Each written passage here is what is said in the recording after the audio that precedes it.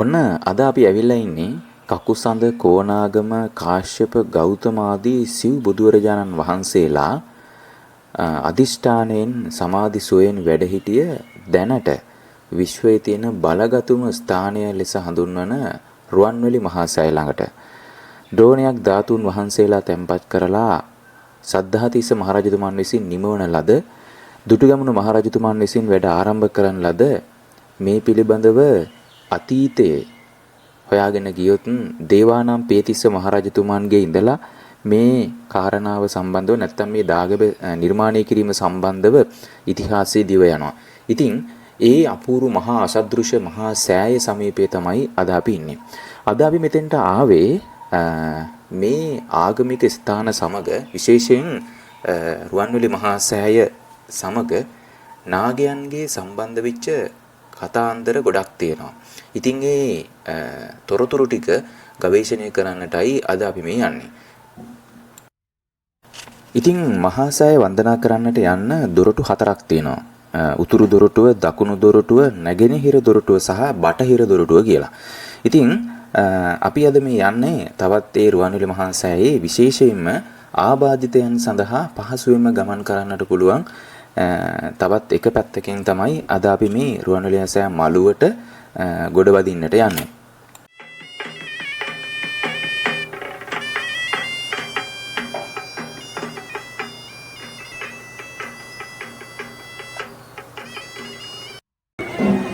රුවන්වැලි මහා සෑයට ප්‍රධාන වශයෙන් සදහැවතුන් ඇතුල් වෙන ස්ථානය තමයි මේ තියෙන්නේ. එතකොට දිනකට දහස් සංඛ්‍යාත බැතිමතුන් පිරිසක් මෙන්න මේ ප්‍රධාන දොරටුවෙන් තමයි රුවන්වැලි මහා සෑය වන්දනා කරන්නට ඇතුල් වෙන්නේ. ඒ වගේම මෙතන අලංකාර අතීතයේ වාහල් කඩක් තිබිලා තියෙනවා. ඒ නටමුන් තමයි ওই ගල් කණු විදියට පෙනෙන්න තියෙන්නේ. ඒත් එක්කම ඔබ දන්නවද මේ ප්‍රධාන සදහැවතුන් එන ස්ථානයට කෙලින්ම චෛත්‍යයට එහා පැත්තෙන් තමයි නාගයන් පැමිණෙන ස්ථානය පිහිටලා තියෙන්නේ. ඒ කියන්නේ බටහිර දොරටුව පිහිටලා තියෙන්නේ. නාගයන් පිළිබඳව ඇතැම් අය කියනවා නාග අය කොටස් තුනක් ඉන්නවා කියලා. විශේෂයෙන් උරග නාග, ඊළඟට ගෝත්‍ර නාග, අනිත් එක තමයි දේව නාග කියලා. සමහර අය කියන කොටස් හතරක් ඉන්නවා කියලා. ඒගොල්ලෝ කියනවා තිරිසන් නාගයෝ ඉන්නවා, ගෝත්‍ර, ඒ කියන්නේ අදහන් නාගයන් අදහන ගෝත්‍ර ඉන්නවා. ඒ වගේම උපසම්පදා භික්ෂුන් වහන්සේලාත් නාග කියන වචනෙන් හඳුන්වලා තියෙනවා කියලා කියනවා. සමහර අය වගේම තමයි කියනවා දේව කියලා කොටසක් මේ නාගයන් 22ට ඉන්නවා කියලා. එතකොට මේ මහසෑ මළුවේ නිතර මිනිස්සු දකින්න පුළුවන්. ස්වාමීන් වහන්සේලා දකින්න පුළුවන්. ඔබ හිතන්නේ ඒ හැමෝම මිනිස්සුමද? නෑ. සමහර අයගේ මතයක් තියෙනවා මෙන්න මේ තියෙන්නේ ඒ බටහිර දොරටුව. සමහර අයගේ මතයක් තියෙනවා මේ ඉන්න සමහර අය මිනිස්සු වේශයෙන් ආපු දේව කොට්ටාස. සමහර අය කියනවා ඒ මිනිස්සු වේශයෙන් ඇවිල්ලා ඉන්න නාග කොටස්. මොකද නාග ශරීරයකින් මේ ස්ථානයට ඇවිල්ලා වන්දනා කරන්නට, දිව්‍යමය ශරීරයකින් මේ ස්ථානයට ඇවිල්ලා වන්දනා කරන්නට උන්ට හැකියාවක් ලැබෙන්නේ නැහැ. ඒ නිසා නිරන්තරයෙන් නාගයන් මිනිස්සු වේශය අරගෙන මේ පින්බිමට ඇවිල්ලා තියෙනවා කියලා බොහෝ අයගේ පිළිගැනීම අදහස වෙනවා. ඊළඟට දැන් ඔය නාගයන් නොඑක් වේශයන් පවාගෙන මෙහි පැමිණෙන්නේ කුමන හේතුවක්ද කියන කාරණාවට ඉතිහාසය හොයාගෙන යද්දී ඇත්තටම සෝනුත්තර නම් රහතන් වහන්සේ විසින් නාග ලෝකෙන්නේ මේ ස්ථානයට ධාතුන් වහන්සේලා වැඩම කරන්නට යෙදුනේ. මොකද බුදුරජාණන් වහන්සේ ධර්මාන සමයේම ද්‍රෝණයක් ධාතුන් වහන්සේලා තැන්පත් කරමින් ලංකාද්වීපයේ ඉදිවන රුවන්වැලි නම් දාගැබක් තුල මාගේ ධාතුන් වහන්සේලා පිහිටන බව බුදුරජාණන් වහන්සේගේ මුවින්ම සක්‍රදේවේන්ද්‍රයන්ට දේශනා කරපු බව තූපවංශය ආදී ග්‍රන්ථවල සඳහන් වෙනවා.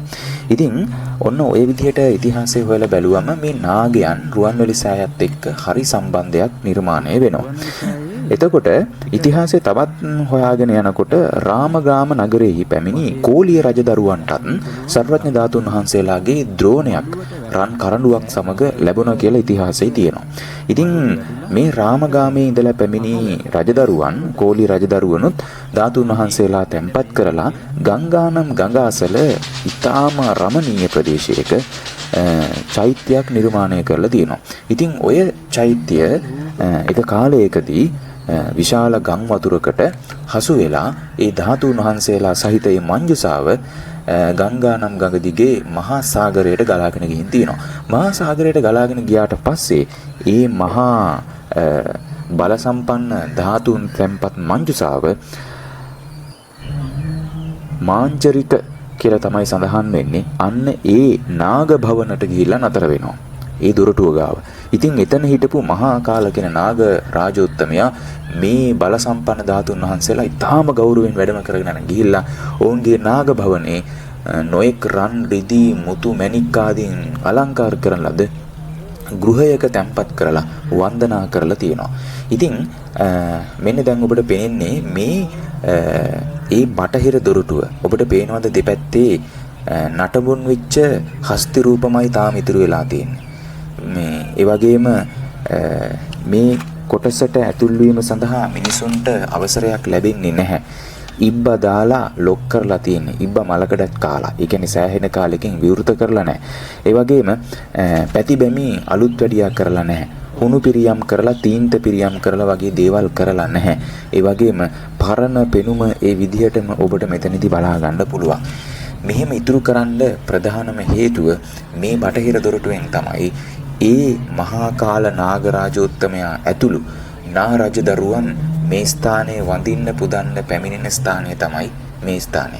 ඒ නිසා තමයි මේ තැනට අදාළ කොටස විතරක් අලුත් වැඩියා කිරීම නොකර නාගයන්ට පහසුවෙන් ඇවිල්ලා වන්දනා කරන්න පුළුවන් අතීතයේ ඉඳලා තිබුණු පරිසරයම මේ ස්ථානයේ මේ වෙනකොට නිර්මාණය කරලා තියෙන්නේ. එතකොට මේවා ඔක්කොම ජනප්‍රවාද කතා නැත්තම් ගොතපු කතා වෙන්න පුළුවන්. හැබැයි පුරාවිද්‍යාත්මකව මෙන්න මේ විදිහට මේ නටමුන් ඉතුරු කරලා තියෙන්නේ කුමන හෝ දැවැන්ත කරුණක් නිසා බව නම් මගේ අදහසයි. ඉතින් ඔන්න දැන් ඔය තියෙන්නේ මේ බටහිර දොරටුවේ නාගරාජයාණන් මෙතෙන්ට පැමිණෙන පැත්ත. මේ ස්ථානයේ අර මුලින් දැක්ක ස්ථාන වගේ නිතර මිනිස්සු ගැවසෙන්නේ නැති ටිකක් අඳුරු පරිසරයක් තියෙන තැනක්. ඔය මහා කාල කියන නාගරාජෝත්තමයා ධාතුන් වහන්සේලා ඊටාම හරසරින් තමන්ගේ වාසභවනයේ තියාගෙන වන්දනාමාන කරලා තියෙනවා. විශේෂයෙන්ම නාගයන්ට ඊටාම වටිනා වස්තුවක් භාග්‍යතුන් වහන්සේගේ ධාතුන් වහන්සේලා තැන්පත් මංජුසාවක් ඔවුන් ළඟ තිබීම.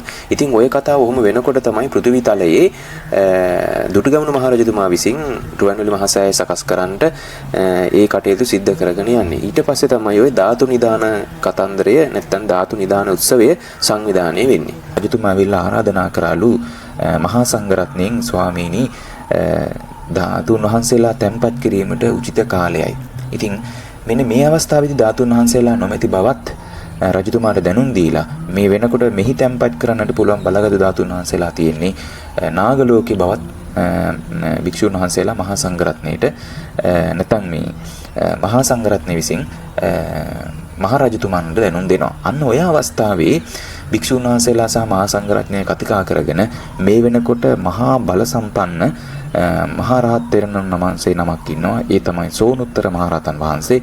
උන්වහන්සේට ගිහිල්ලා මෙහි තැන්පත් කරන්නට ධාතුන් වහන්සේලා අවශ්‍ය බව රජතුමා සහ අනිකුත් මහා සංඝරත්නය දැනුවත් කරලා තියෙනවා. ඉතින් මෙහි ප්‍රතිඵලයක් විදිහට සෝනුත්තර මහරහතන් වහන්සේ මහා ධානයට සමවැදිලා නාග ලෝකේ ඒ මහා කාල කියන නාගරාජෝත්තමයාගේ තැනට ගිහිල්ලා තියෙනවා.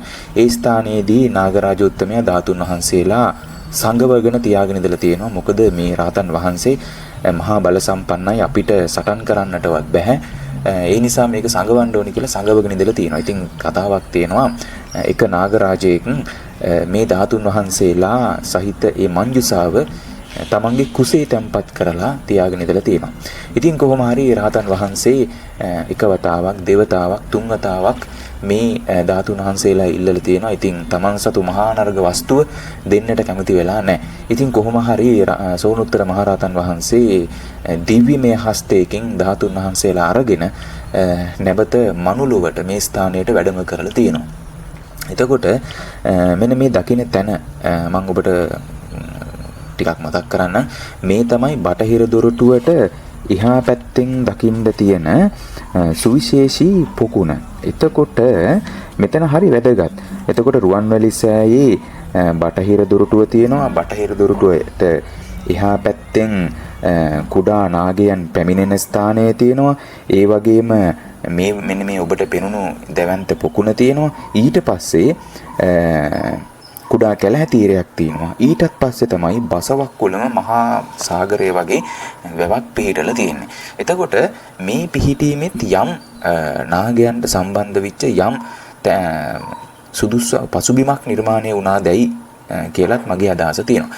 ඉතින් AI තාක්ෂණයෙන් හදපු මෙන්න මේ විදිහට සිතුවම් ටිකක් තියෙනවා පෘථුවිය තලයට නාගයන්ගේ මහා වන්දනාවට පාත්‍ර වුණු ස්ථානයක් කිය මේ රුවන්වැලි මහා සෑය අතීතයේ ඉඳලා. එතකොට අර මහා කාල කියන නාගරාජෝත්තමයා ධාතුන් වහන්සේලා සෝනුත්තර මහරහතන් වහන්සේගෙන් ගැනීම සඳහා ආයෙත් පෘථුවි තලයට ආවලු. ඉතින් පෘථුවි තලයට එනකොට මේ ස්ථානයේ බොහොම හරසරින් ඉතාම ගෞරවයෙන් ධාතුන් වහන්සේලා වෙනුවෙන් ඉදිවෙන මහා සෑය දැකලා සෝනුත්තර මහරහතන් වහන්සේගේ දහම් අනුශාසනාවත් අහලා පැහැදිලා මේ ස්ථානය මමත් ආරක්ෂා කරනවා අපිත් ආරක්ෂා කරනවා කියලා හිතලා නාගරාජෝත්තමයන් වහන්සේලාත් මේ ස්ථානයේ එදිනෙදා පැමිණිලා වන්දනාමාන කරන්න පටන් ගත්තා කියලා ඉතිහාසයේ කතාවක් තියෙනවා. ඒ නිරන්තරයෙන් වඳින්න පුදන්න පැමිණි මාර්ගය තමයි ඔබට මෙන්න මේ අවස්ථාවේදී දැන් ඔය පෙනෙන්න තියෙන්නේ. ඒ වගේම සමහර අයගේ අදහසක් තියෙනවා ඒ වෙලාවේ නාගයන්ගේ අඳෝනාව අහලා සෑහෙන කතන්දරයක් එතනදී දිගහැරෙනවා. ඉතින් ඒ අඳෝනාව අහලා ධාතුන් වහන්සේලාගෙන් කොටසක් ඒ මහා කාල නාගරාජෝත්තමයන්ට දුන්නා කියලා සමහර අයගේ කතාවක් තියෙනවා. කොහොම නමුත් මෙන්න මේ ස්ථානයෙන් තමයි ඒ නාගයන් මේ පෘථිවි තලයට ඇවිල්ලා නිතර වන්දනා කරන්නට යන්නේ. ඔබට පේනවා ඇති මෙතන හඳුන් කූරුත් එහෙම දැල්වලා තියෙනවා. ඒ වගේම මෙතෙන්ට නිතර මිනිසු පැමිණෙන ස්වභාවයක් පේන්නේ නැහැ. හරි গুপ্ত බවක් මෙන්න මේ ස්ථානයේ තියෙනවා. එතකොට මේ පියගැට පෙළත් එක්ක බද්ධ කරලා තියෙනවා විශේෂ කාරණාව. පුකුණයි පියගැට පෙළයි එකට බද්ධ කරලා තියෙනවා. මේ නගින පියගැට පෙළ පුකුණට සම්බන්ධ වෙලා තියෙන පියගැට පෙළක්. එතකොට ඔය ඈතින් තියෙන්නේ බටහිර දොරටුව සහ ඒ මහා සෑයන් වහන්සේ. ඔබ මේ දැකපු තැන හරි গুপ্ত පරිසරයක් පිරිසිදු කරලා නැති නැත්තම් කැලේම අයින් කරලා උදුළු ගාලා නැති තැනක්නේ. ඉතින් සමහර අයගේ අදහසක් තියෙනවා මෙතන තමයි නිරන්තරයෙන් නාගයන් මෙතෙන්ට ඇවිල්ලා වන්දනාමාන කරන තැන. ඒ අයට එන්න පහසුවට තමයි මේ පරිසරය මේ විදිහට හදලා තියෙන්නේ. ඊළඟට සමහර අය කියනවා නාගයන් නිතර යන්නේන මාර්ගය නිසා තමයි උතන පිරිසකල කරලා නැත්තේ.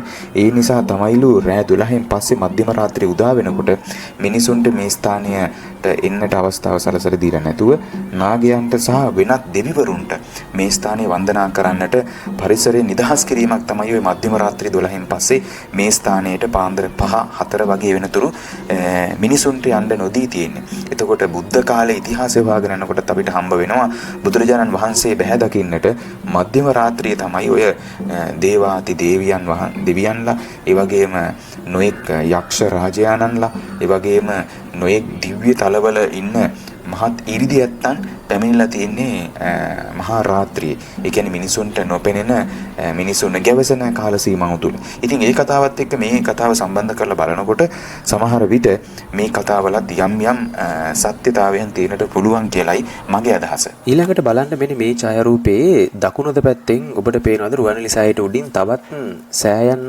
දෙකක් තියෙනවා. උඩින්ම තියෙන්නේ බ්‍රහ්ම ලෝකයේ තියෙන සලුමිනි සෑය. ඊළඟට තියෙන්නේ සක්‍රදේවේන්ද්‍රයා විසින් ඉදි කරන ලද සිළුමිනි සෑය. ඊළඟට යටින්ම තමයි රුවන්වැලි මහා සෑය පිහිටලා තියෙන්නේ. ඒ නිසා ඔබ මෙතෙන්ට ගිහිල්ලා වන්දනා කරනකොට ඒ සෑ රාජානන්ට තුනටම මාගේ වන්දනාව වේවා කියලා ප්‍රාර්ථනා කරලා වන්දනාමාන කරන්නටත් මතක තියාගන්න.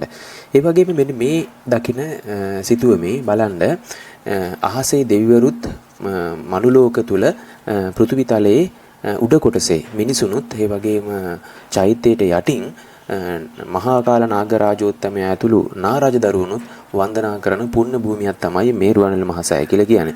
ඒ නිසා රුවන්වැලි මහා සෑයට යනකොට ඒ පරිසරය තුල ඔබ ගැවසෙනකොට ඔබගේ කතාබහ වචන භාවිතය මේ හැමදේම ඊටාම කාරුණික නිවිච්ච මනසක් තියෙන කෙනෙකුගේ ආකාරයට සකස් කරගන්න. එවිට ඔබට රුවන්වැලි මහා සෑය ආනුභාවය ආශිර්වාදයේ තුලින් ඔබගේ ජීවිත සාර්ථක කරගන්නට ආශිර්වාදය ලැබේවි.